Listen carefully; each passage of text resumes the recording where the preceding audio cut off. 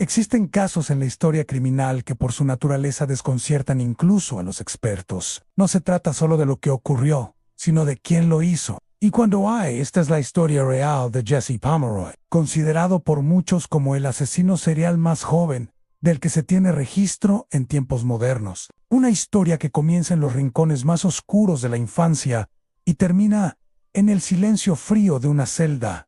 Décadas después, Jesse Harding Pomeroy nació en 1859 Charlestown, Massachusetts, Estados Unidos. Era el hijo menor de una familia obrera. Su padre, un veterano de guerra, era un hombre severo y autoritario. Su madre, Ruth Ann, intentaba cuidar a sus hijos en un ambiente marcado por la dureza del día a día. Desde muy pequeño, Jesse llamó la atención por una condición física particular.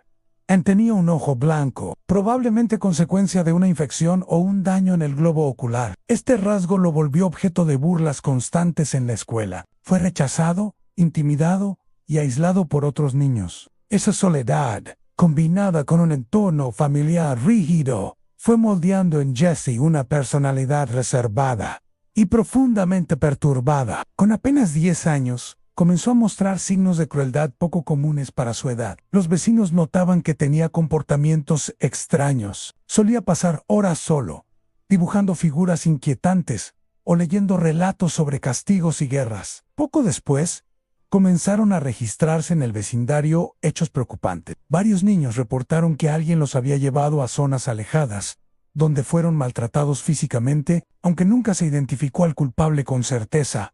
Los relatos de las víctimas coincidían.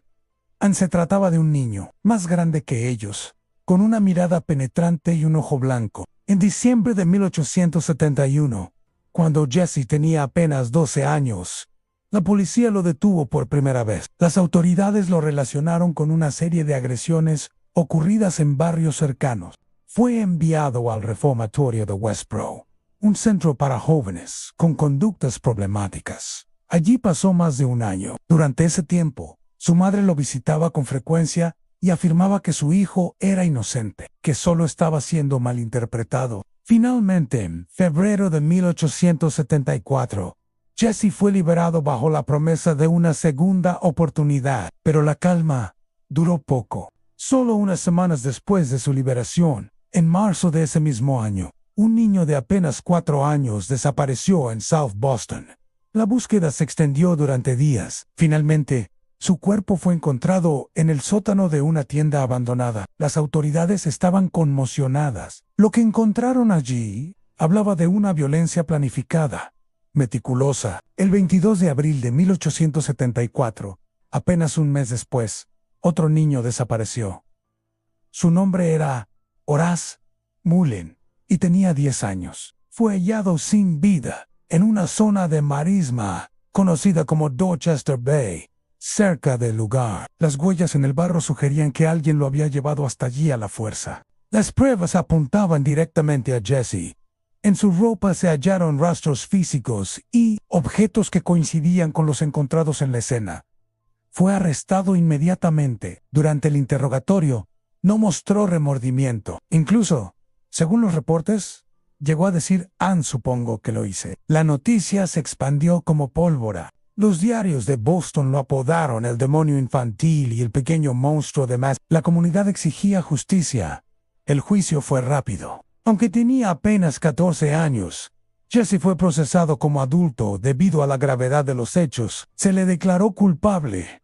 La pena fue clara: cadena perpetua. No solo eso, se ordenó que Jesse Pomeroy permaneciera en aislamiento casi total. Ingresó a la prisión estatal de Charlestown con solo 14 años. Allí comenzó una condena que duraría más de 5 décadas. Pasó la mayor parte de ese tiempo encerrado en una celda sin contacto humano directo. Durante años, no se le permitió hablar, leer o escribir. Con el paso del tiempo, las reglas se suavizaron. Jesse comenzó a redactar cartas, poemas y pensamientos filosóficos. En muchas de sus notas hablaba del alma, del castigo y de la soledad. Solicitó en varias ocasiones la revisión de su caso, pero todas sus peticiones fueron rechazadas. A medida que pasaban los años, Jesse se convirtió en un símbolo del debate sobre el castigo a menores en el sistema judicial estadounidense. Algunos lo veían como un monstruo, otros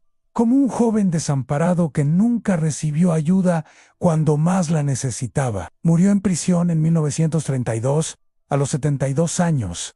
Nunca recuperó su libertad. Nunca se arrepintió públicamente. Nunca explicó por qué hizo lo que hizo. El caso de Jesse Pomeroy aún se estudia en escuelas de criminología, psicología y derecho. Su perfil es atípico, no solo por su edad, sino por la ausencia de motivación clara, por la frialdad con la que actuaba, por su indiferencia al dolor ajeno. Su historia plantea preguntas profundas.